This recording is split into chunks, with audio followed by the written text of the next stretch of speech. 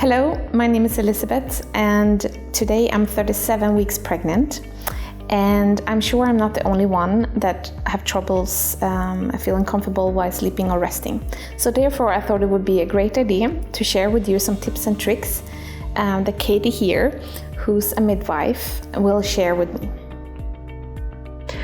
It's one of those really common things as you get towards the end of your pregnancy, to start feeling more and more uncomfortable when you're trying to sleep. And so obviously we want as much sleep as possible. So being comfortable is important. So it would be great for you to show me how you have been finding comfort and how you've been sleeping, and maybe we can work out some nice ways for you to find comfort together. Sounds great. So Katie, usually I'm a front or a back sleeper. So this is the position I found on my back that I feel most comfortable in. And I feel like snugly tucked in. I'm a little bit more upright so I can breathe very nicely, and it's very comfortable for my head. But I've heard it's not so good for me, or when you get later into your pregnancy, to sleep on your back. Is that true, and why is that? Yeah, it's a really good question, and this looks lovely and comfortable, and you're well supported, and you're, like you say, you're semi-reclined, so you're upright. The big issue is that when you're heavily pregnant, so from the third trimester, around 28 weeks and onwards, when you lie on your back, your uterus and the weight of your uterus and your baby actually can put pressure on the major vessels that are leading the oxygen and the blood flow to your baby. And so this is why back sleeping has been seen in 4 independent research trials that it can increase the risk of stillbirth. Now, this is a very scary thing to talk about, but it's a very small risk for healthy pregnancies. But that's why you'll find that your midwife or your doctor will suggest that it's safest to sleep on your side from around this late stage of pregnancy. And you probably found that, like you said, it's more comfortable to not be flat on your back anyway. So our body tells us that this is not a great position to be sleeping in. So Katie, this is how I found myself most comfortable, actually, on my side like this, with a pillow between my legs and my feet, and sometimes also resting my head on the pillow, or just using the pillow next to me.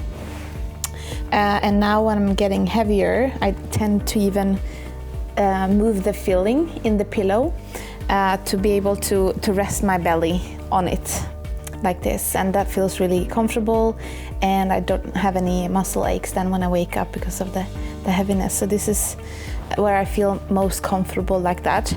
But I've heard that it's more favorable to be on your left side. Why is that? This looks lovely and comfortable, really great, and is a great position on your side, and you're on your left side. Really, the reason that we hear all the time that you should not sleep on your back but on your left side is from a small study that came from New Zealand. And that study actually showed that on the last night of pregnancy, by the women who slept on their left side halved the risk of stillbirth. But this result has not been able to be repeated in 3 further trials. So really conclusively, we know that it's not good to sleep on your back, but we can't say absolutely for certain that you have to sleep on your left, but you may choose to do so if that's comfortable for you, and clearly it is. I found this position also very nice and very comfortable, and I feel much more stable and secure, and I'm not afraid and tense to roll over on my back when I'm sleeping. That looks great. The most important thing is that you're comfortable and that you feel happy and content to have a good night's sleep.